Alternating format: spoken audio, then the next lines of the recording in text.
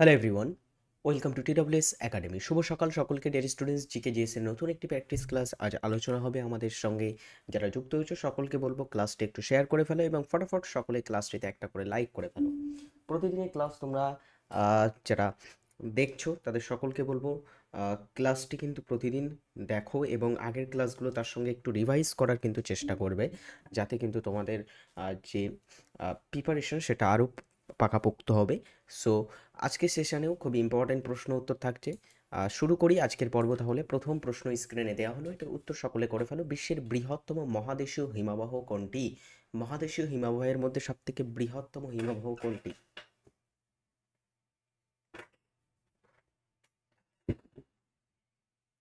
সবথেকে বৃহত্তম মহাদেশীয় হিমবাহ কোনটি? প্রথম প্রশ্ন তোমাকে জিজ্ঞাসা করা হয়েছে, আমরা এটার উত্তর কি করব? সবথেকে বৃহত্তম মহাদেশীয় হিমবাহ হচ্ছে ল্যাম্বার্ট হিমবাহ। এটা অবস্থিত আছে আন্টার্কটিকাতে।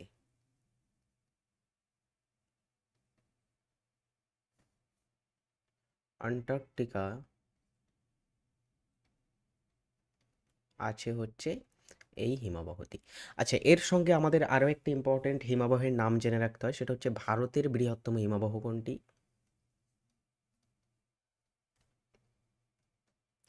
ভারতের বৃহত্তম হিমবাহের নাম কি? সেটা হচ্ছে সিয়াচেন হিমবাহ। সিয়াচেন হিমবাহ। গুড। নেক্সট কোশ্চেন হচ্ছে, কোন দেশ চাঁদে সফলভাবে অবতরণ করেনি? এখনো পর্যন্ত চাঁদে যদি সফলভাবে অবতরণের কথা বলা হয়, কোন কোন দেশ করেছে? চারটি প্রধান দেশের নাম আসে সফলভাবে সফট ল্যান্ডিংয়ের দিক থেকে। সেটা হচ্ছে first Soviet Russia, Soviet Russia land করেছে। তারপরে হচ্ছে ইউনাইটেড স্টেটস অফ আমেরিকা বা আমেরিকা যুক্তরাষ্ট্র, আমেরিকা যুক্তরাষ্ট্র, চীন ও ভারত। চীন ও ভারত এইগুলো কিন্তু চাঁদে সফলভাবে ল্যান্ড করেছে এই দেশগুলো। ভারত তো রিসেন্টলি আমরা যদি দেখি 2023 সালে এই কৃতিত্বটা গড়েছিল। তো এখানে সঠিক উত্তর হচ্ছে ব্রাজিল কখনো কিন্তু সফলভাবে চাঁদে অবতরণ করেনি। Option A is right answer. 2025 সালে প্রজাতন্ত্র দিবসে প্রধান অতিথি কে ছিলেন?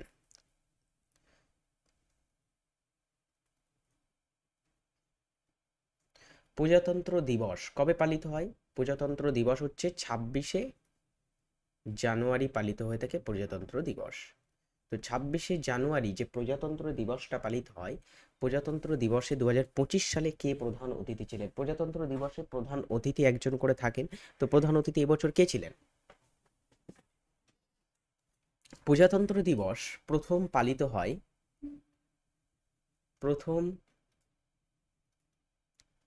প্রজাতন্ত্র দিবস পালিত হয় 1950 সালে। ঠিক আছে? এবং প্রথম প্রজাতন্ত্র দিবসে প্রথম অতিথি ছিলেন,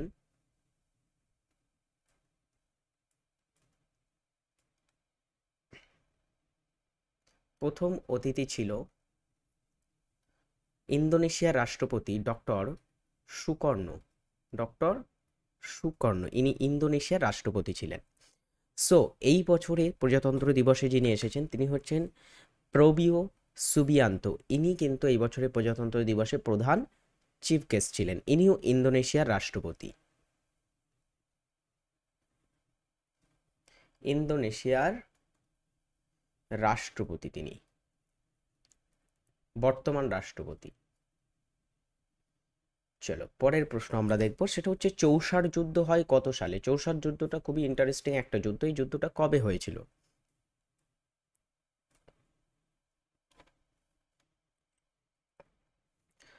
চৌসার যুদ্ধ কবে হয় ডিয়ার স্টুডেন্টস? চৌসার যুদ্ধ হয়েছিল 1539 সালে। চৌসার যুদ্ধ হয়, চৌসার যুদ্ধ হয় কত সালে জানো? 1539-এ। কার কার মধ্যে? এটা হয়েছিল মুঘল সম্রাট, মুঘল শাসক বা মুঘল সম্রাট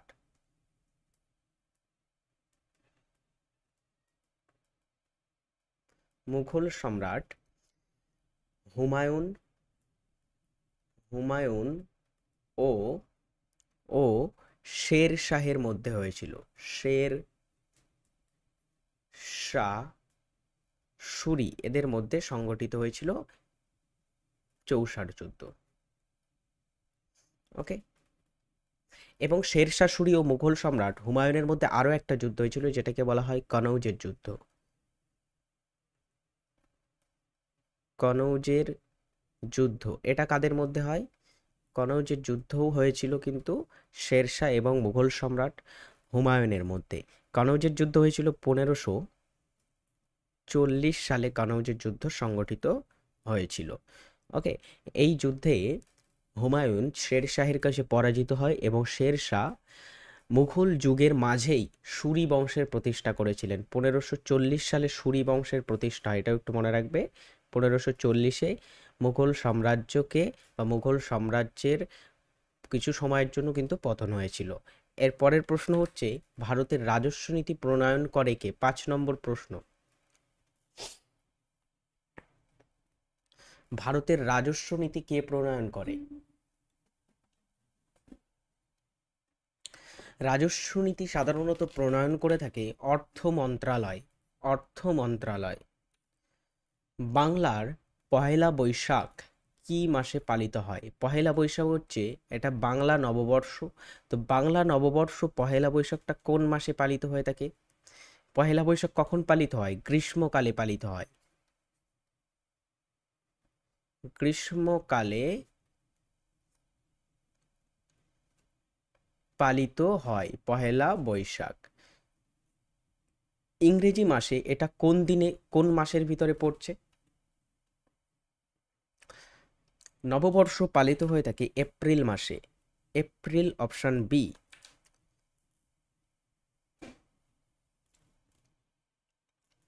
কাতারের মুদ্রার নাম কি?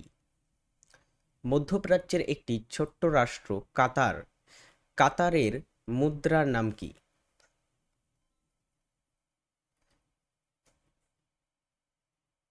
কাতারের মুদ্রা হচ্ছে Qatari riyal. Option B, Qatari riyal. কাতারের রাজধানী কি? কমেন্ট করো সকলে। কাতারের রাজধানী কি?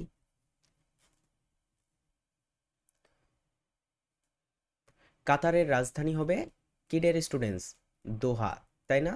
চলো এরপরে দেখি আমরা 8 নম্বর প্রশ্ন। শরীরের তাপমাত্রা নিয়ন্ত্রণ করে কোন গ্রন্থি? কোন গ্ল্যান্ডের কাজ হচ্ছে শরীরের তাপমাত্রা নিয়ন্ত্রণ করা?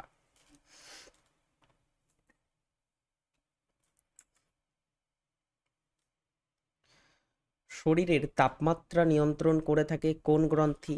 হাইপোথ্যালামাস শরীরের তাপমাত্রা নিয়ন্ত্রণ করে। হাইপোথ্যালামাস মস্তিষ্কে অবস্থিত ছোট্ট একটি গ্ল্যান্ড যেটা কিন্তু শরীরের তাপমাত্রা নিয়ন্ত্রণে সহায়তা করে বা তাপমাত্রা নিয়ন্ত্রণ করে থাকে।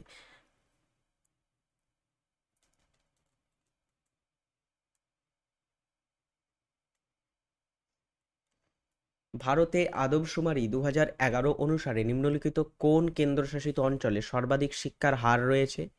কেন্দ্রশাসিত অঞ্চলগুলির মধ্যে শিক্ষার হার কোথায় বেশি?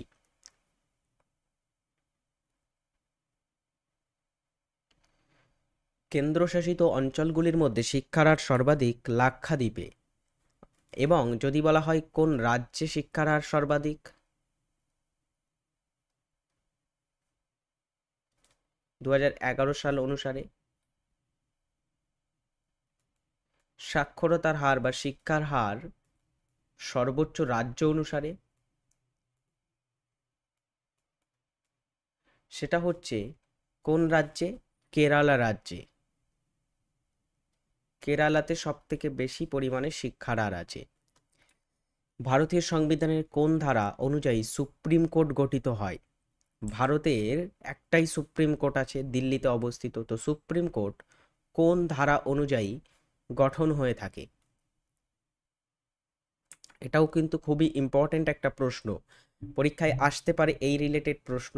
সুপ্রিম কোর্টের গঠনতন্ত্র কোথায় পাবো আমরা? ধারা 124 আছে সুপ্রিম কোর্টের গঠন। আজকের একটা হোমওয়ার্ক হচ্ছে ভারতীয় সংবিধানের কোন ধারা অনুযায়ী রাষ্ট্রপতি নির্বাচিত হন? ভারতের রাষ্ট্রপতি নির্বাচন হয় কোন ধারা অনুসারে? এটা আজকের হোমওয়ার্ক দেওয়া থাকছে তোমাদের। নেক্সট প্রশ্ন হচ্ছে, নিচের কোনটি ভারতের সর্বোচ্চ জলপ্রপাত?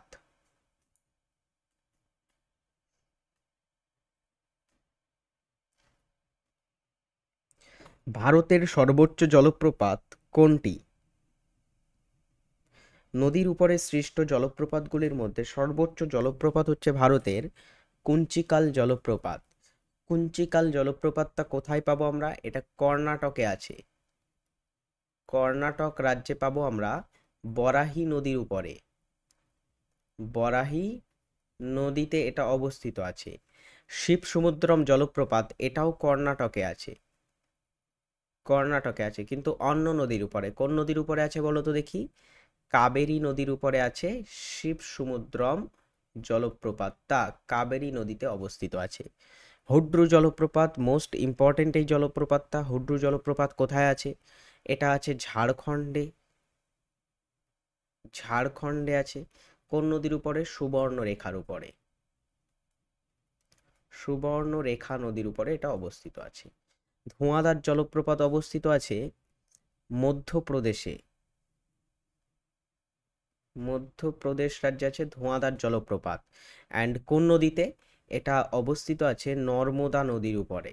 নর্মদা নদীতে অবস্থিত আছে এই ধোঁয়াধার জলপ্রপাত। এগুলো হচ্ছে সব থেকে গুরুত্বপূর্ণ, কিন্তু ধোঁয়াধার জলপ্রপাত কোন নদীতে আছে, কোন রাজ্যে আছে, আসতে পারে প্রশ্ন। হুড্রু জলপ্রপাত কোন নদীতে আছে, এটা তো মোস্ট ইম্পর্টেন্ট। পরের প্রশ্ন দেখবো আমরা, গ্লোবাল ইনভেস্টর সামিট 2025 আয়োজন করেছে কোন রাজ্য? সম্প্রতিকালে গ্লোবাল ইনভেস্টর সামিট হয়েছে। এই সামিটটা 2025 সালে হোস্ট করেছে কোন ভারতের রাজ্যটি?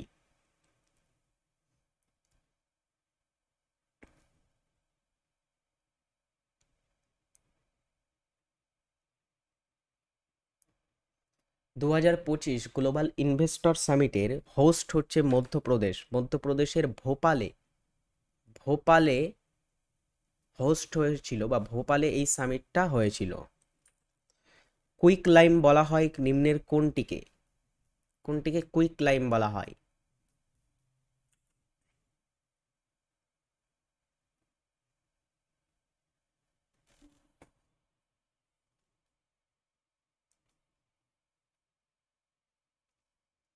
ফার্স্ট করো এই প্রশ্নের উত্তরটি দ্রুত। কুইক লাইম কাকে বলা হয়?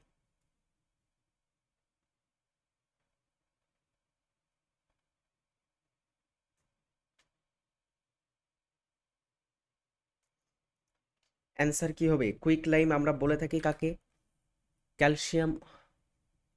ও সিট, এখানে ভুল উত্তর পড়ে গেছে। এটা হবে ক্যালসিয়াম অক্সাইডকে বলা হয় কুইক লাইম, ঠিক আছে? কুইক লাইম হচ্ছে CaO।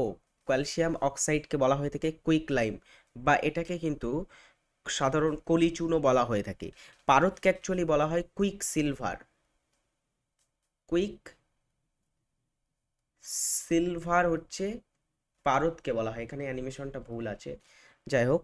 এখানে সঠিক উত্তর কোনটি হবে? আমাদের অপশন এটা সঠিক উত্তর নেব আমরা। ক্যালসিয়াম অক্সাইডকে কুইক লাইম বলা হয়। অসমের গুয়াহাটির যমজ শহর কোনটি? অসমের সব থেকে যদি আমরা দেখি বড় একটা শহর হচ্ছে, সেটা হচ্ছে গুয়াহাটি। তো গুয়াহাটির যমজ শহর কোনটি?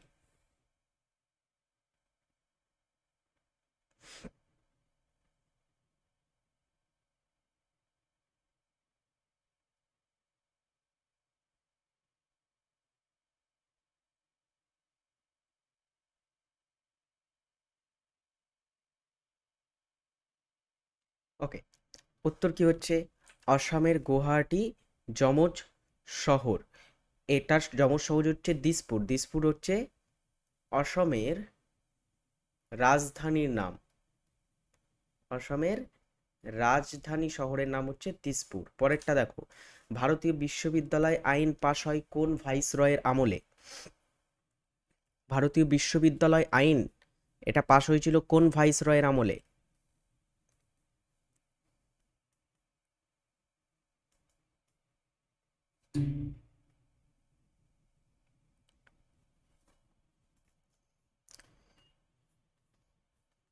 ভারতীয় বিশ্ববিদ্যালয় আইন পাশ হয় কবে? 1904 সালে ভারতীয় বিশ্ববিদ্যালয় আইন পাশ হয়েছিল। কার সময়ে? লর্ড কার্জনের সময় 1904 সালে। একদিনের আন্তর্জাতিক ক্রিকেটে সর্বাধিক সেঞ্চুরি করেছেন কোন খেলোয়াড়? 16 নম্বর প্রশ্ন। একদিনের আন্তর্জাতিক ক্রিকেটে সর্বাধিক সেঞ্চুরি কার সেঞ্চুরি?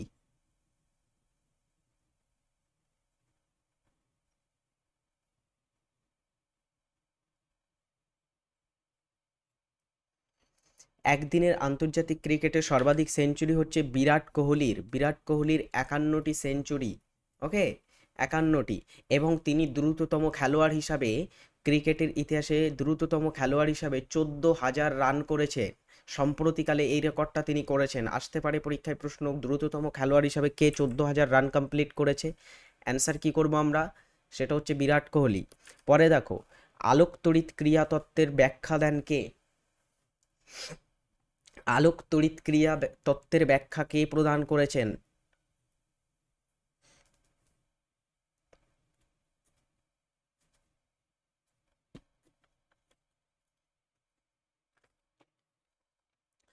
আলোক তড়িৎ ক্রিয়া তত্ত্বের ব্যাখ্যা দিয়েছিলেন অ্যালবার্ট আইনস্টাইন। কোন কেন্দ্রশাসিত অঞ্চলটি সমুদ্র উপকূলে অবস্থিত নয়? ভারতে 8টি কেন্দ্রশাসিত অঞ্চল আছে, তার ভিতরে সমুদ্র উপকূলে অবস্থিত নয় কোনটি? 8টি কেন্দ্রশাসিত অঞ্চল কোনটি? এখানে 4টির নাম আছে: দাদরা নগর হাভেলি, দমন দিউ একটা কেন্দ্রশাসিত অঞ্চল, পুদুচেরি, চণ্ডীগড়, লাক্ষাদ্বীপ। এর ভিতরে কোনটি সমুদ্র উপকূলে নেই? আরও কিছু কেন্দ্রশাসিত অঞ্চল আছে, যেমন হচ্ছে লাদাখ, লাদাখ, দিল্লি, দিল্লি ও আরেকটি হচ্ছে জম্মু ও কাশ্মীর, জম্মু ও কাশ্মীর। ওকে, এবং আরও একটি, তোমার ডেয়ারি স্টুডেন্টস খুবই ইম্পর্টেন্টলি মনে রাখো, আরও একটি কেন্দ্রশাসিত অঞ্চল হচ্ছে আন্দামান নিকোবর দ্বীপপুঞ্জ।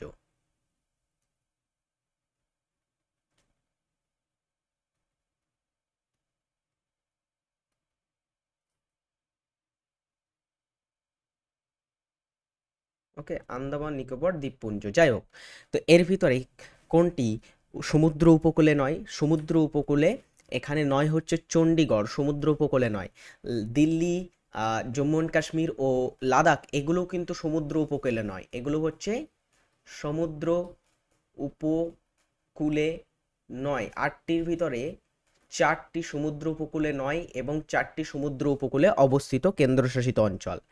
ভারতের মধ্যে মনে রাখবে, রাজ্যের নিরিখে ভারতের 9টি রাজ্য, 9টি রাজ্য সমুদ্র উপকূলে আছে, সমুদ্র উপকূলে আছে। যেমন গুজরাট, গোয়া, তারপরে হচ্ছে খুবই ইম্পর্টেন্ট মহারাষ্ট্র, কর্ণাটক, কেরালা, তামিলনাড়ু, অন্ধ্রপ্রদেশ, ওড়িশা, পশ্চিমবঙ্গ। এই যে তোমার রাজ্যগুলো, 9টি রাজ্য, এগুলো কিন্তু সব সমুদ্র উপকূলে অবস্থিত 9টি রাজ্য। সোডা জলে কি থাকে? সোডা জলে কোনটির উপস্থিতি থাকে?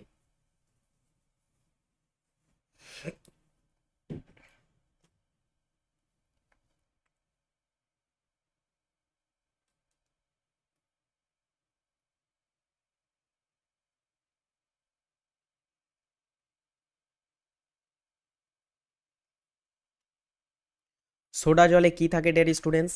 কার্বন ডাই অক্সাইড থাকে সোডা জলে। ওকে, option C, carbon die oxide. ভারতীয় সংবিধানের কোন সংশোধনীর দ্বারা 11তম মৌলিক কর্তব্য সংবিধানে যোগ হয়? 11তম মৌলিক কর্তব্য, মৌলিক কর্তব্যগুলো ভারতের সংবিধানের 51 এ ধারাতে আমরা পাই। সেখানে প্রথমে 10টি মৌলিক কর্তব্য 1976 সালে যুক্ত হয়েছিল 42তম সংশোধনীর মাধ্যমে, কিন্তু পরবর্তীতে আরও একটা মৌলিক কর্তব্য যুক্ত হয়, যেটা 11তম মৌলিক কর্তব্য। 11তম মৌলিক কর্তব্যটি যুক্ত হয়েছে কত সংশোধনীর মাধ্যমে? 86তম সংবিধান সংশোধনীর মাধ্যমে। এই সংশোধনীটা হয়েছিল 2002 সালে, এই সংবিধান সংশোধনীটা হয়েছিল। ওকে, 11তম মৌলিক কর্তব্য যেটা সর্বশেষ যুক্ত হয়। বর্তমানে 11টাই মৌলিক কর্তব্য আমাদের সংবিধানে আছে। নিচের কোথায় বিশ্বের বৃহত্তম রথযাত্রা অনুষ্ঠিত হয়? রথযাত্রা, রথযাত্রা এটা জগন্নাথকে দেবতা বা রথযাত্রা জগন্নাথকে উৎসর্গ করা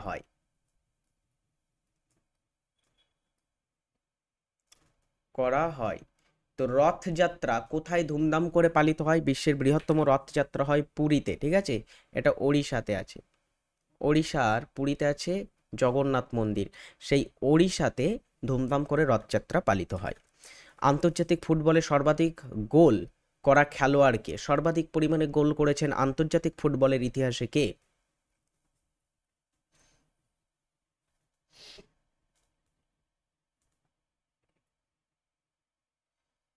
আন্তর্জাতিক ফুটবলে সর্বাধিক গোল করেছেন ক্রিশ্চিয়ানো রোনাল্ডো। ইনি পর্তুগিজ একজন কিন্তু খেলোয়াড়।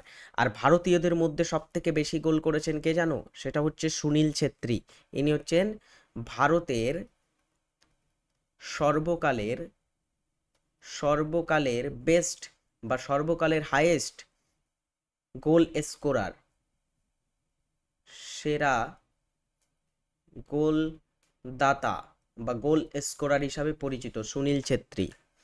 ভারতের কোন রাজ্যে সবচেয়ে বেশি মশলা উৎপাদিত হয়?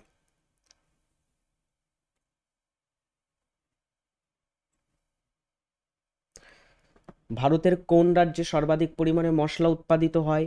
প্রশ্নটার উত্তর হচ্ছে কেরালাতে সর্বাধিক পরিমাণে মশলা উৎপাদিত হয়। কেরালাকে আমরা মশলা বাগানও বলে থাকি। এটাকে কি বলা হয়? মশলা বাগান বলা হয়, স্পাইস গার্ডেন এটার কিন্তু নিকনেম। এরপরে হচ্ছে মুঘল সাম্রাজ্যের প্রতিষ্ঠাতা কে ছিলেন? মুঘল সাম্রাজ্য 1526 সালে মুঘল সাম্রাজ্য প্রতিষ্ঠা হয়।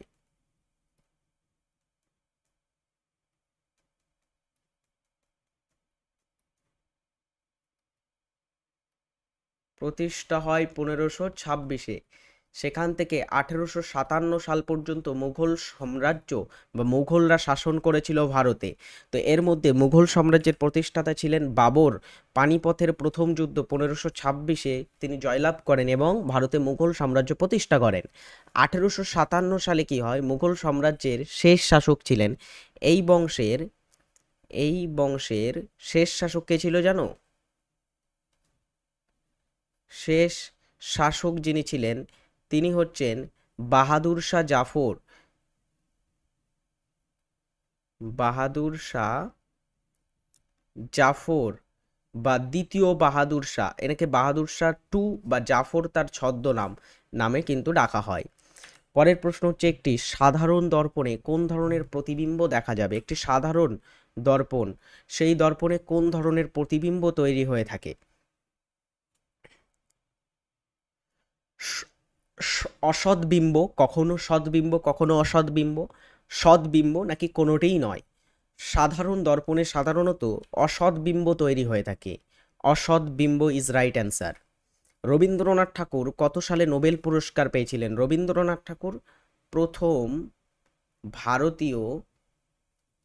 ভারতীয় নোবেল প্রাপক ছিলেন। প্রথম ভারতীয় হিসাবে নোবেল পুরস্কার বিজয়ী কে ছিলেন? রবীন্দ্রনাথ ঠাকুর ছিলেন। এবং এই প্রশ্নটা অনেকবার এনটিপিসি সহ বিভিন্ন পরীক্ষাতে কিন্তু এসেছে। রবীন্দ্রনাথ ঠাকুর কত সালে নোবেল পুরস্কার পান? 1913 সালে নোবেল পুরস্কার জিতেছিলেন তিনি।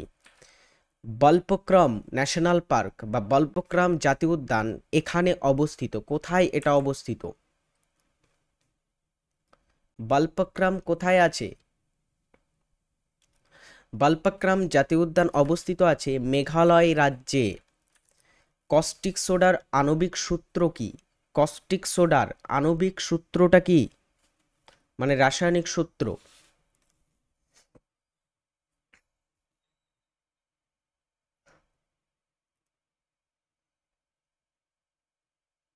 কস্টিক সোডার রাসায়নিক সূত্র হচ্ছে NaOH, অর্থাৎ সোডিয়াম হাইড্রক্সাইড।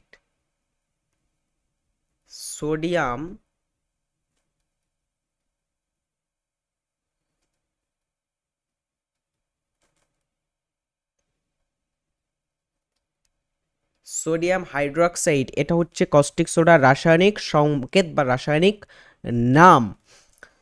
আইএমএফ এর পুরো অর্থ কি?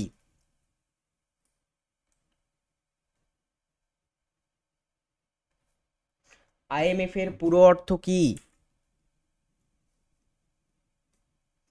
29 নম্বর প্রশ্নের উত্তর হচ্ছে ইন্টারন্যাশনাল মনিটারি ফান্ড, আন্তর্জাতিক মুদ্রা তহবিল। আইএমএফ এর ফুল ফর্ম। আইএমএফ প্রতিষ্ঠা হয় কবে জানো? এটা প্রতিষ্ঠা হয়, আইএমএফ প্রতিষ্ঠা হয় কবে এবং আইএমএফ এর সদর দপ্তর কোথায়? এবং এর সঙ্গে আরেকটা জিনিস জেনে রাখো, আইএমএফ এর সদস্য দেশ কতগুলি? এই কয়েকটা জিনিস কমেন্ট করে ফেলো সকলে দ্রুত। আইএমএফ প্রতিষ্ঠিত হয়েছিল 1944 সালে এবং আইএমএফ এর সদর দপ্তর কোথায়? এর সদর দপ্তর ওয়াশিংটনে।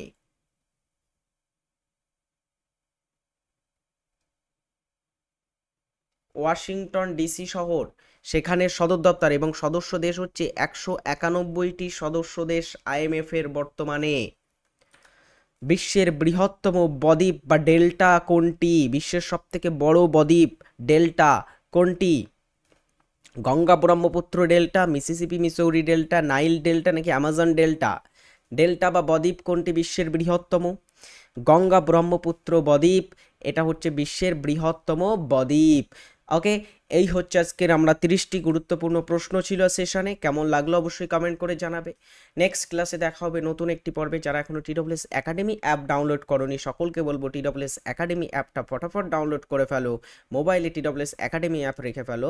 সেখানে কিন্তু সম্প্রতি কয়েকদিন পরেই কিন্তু আসতে চলেছে গুরুত্বপূর্ণ mega mock test, free mega mock test হবে। তার জন্য সকলে টিডব্লিউএস একাডেমি অ্যাপ ডাউনলোড করো। ভালো থাকবে, সুস্থ থাকবে, নিজের খেয়াল রাখবে, পরিবারের খেয়াল রাখবে। Tata, by.